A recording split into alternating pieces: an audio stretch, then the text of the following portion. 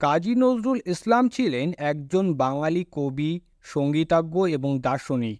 তাকে বাংলাদেশের জাতীয় কবি হিসাবে স্বীকৃতি দেওয়া হয়েছে এবং ভারতেও তিনি সমানভাবে জনপ্রিয়। কাজী নজরুল ইসলামের রচনায় বিপ্লব, সাম্য, মানবাধিকার এবং অসাম্প্রদায়িক চেতনার প্রতিফলন ঘটেছে। বন্ধুরা, হিস্টোরিক্যাল বাংলার এই পর্বে আমরা বিদ্রোহী কবি কাজী নজরুল ইসলামের পুরো জীবন কাহিনী জানব।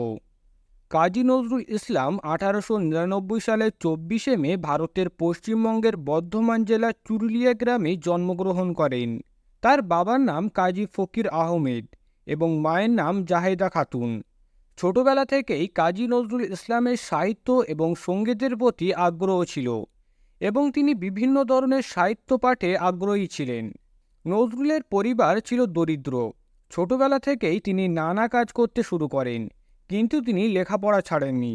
তিনি খুবই অল্প বয়সে সেনাবাহিনীতে যোগদান করেন এবং প্রথম বিশ্বযুদ্ধে অংশ নেন। সেনাবাহিনীতে থাকাকালীন তিনি কবিতা ও গান রচনা শুরু করেন। 1922 সালে তার লেখা বিদ্রোহী কবিতা তাকে জনপ্রিয়তা এনে দেয়। এই কবিতায় তিনি সমাজের অবিচার ও বৈষম্যের বিরুদ্ধে বিদ্রোহের ডাক দিয়েছিলেন। কাজী নজরুল ইসলামের সাহিত্য জীবন ভালোভাবে শুরু হয় কলকাতায় এসে। তার প্রথম প্রকাশিত কবিতা ছিল মুক্তি। নজরুলের কবিতাগুলি ছিল অত্যন্ত বিদ্রোহী, যা ব্রিটিশ শাসনের বিরুদ্ধে সংগ্রামের প্রেরণা জুগিয়েছিল। তার বিখ্যাত কবিতা বিদ্রোহী তাকে বিদ্রোহী কবি হিসাবে খ্যাতি এনে দেয়।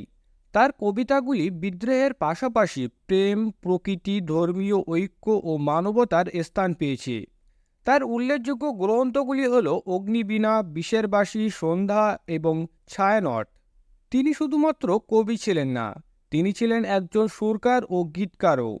তার রচিত নজরুল গীত বা নজরুল সঙ্গীত আজও বাঙালি সংস্কৃতির অন্যতম গুরুত্বপূর্ণ অংশ। তিনি প্রেম, বিরহ, মানবতার উপর ভিত্তি করে অনেক গান লিখেছেন, যা মানুষের মনে স্থায়ী ছাপ রেখে গেছে। কাজী নজরুল ইসলাম ছিলেন অসাধারণ মানবিকতা ও সাম্যের প্রতীক। তিনি হিন্দু মুসলিম ঐক্যের পক্ষে ছিলেন। তার লেখা কবিতা ও গানের মধ্যে এই ধর্মনিরপেক্ষতার চেতনা স্পষ্ট। জীবনের শেষ ভাগে কাজী নজরুল ইসলাম দীর্ঘদিন অসুস্থ ছিলেন। মস্তিষ্ক রোগের কারণে তিনি বাকশক্তি হারিয়ে ফেলেন এবং বাকি জীবন এই অবস্থা নিয়ে কাটান। 1972 সালে বাংলাদেশ সরকার কাজী নজরুল ইসলামকে সম্মানার্থে বাংলাদেশে নিয়ে আসেন। এরপর 1976 সালের 29শে আগস্ট ঢাকায় তার মৃত্যু হয় এবং ঢাকা বিশ্ববিদ্যালয় এলাকায় তাকে সমাধিস্থ করা হয়। অবশেষে বলা যায়, কাজী নজরুল ইসলাম শুধু একজন কবি ছিলেন না, তিনি আমাদের চেতনার প্রতীক, আমাদের স্বাধীনতার প্রতীক। তার দৃষ্টিগুলি যুগ যুগ ধরে আমাদের প্রেরণা যোগাবে।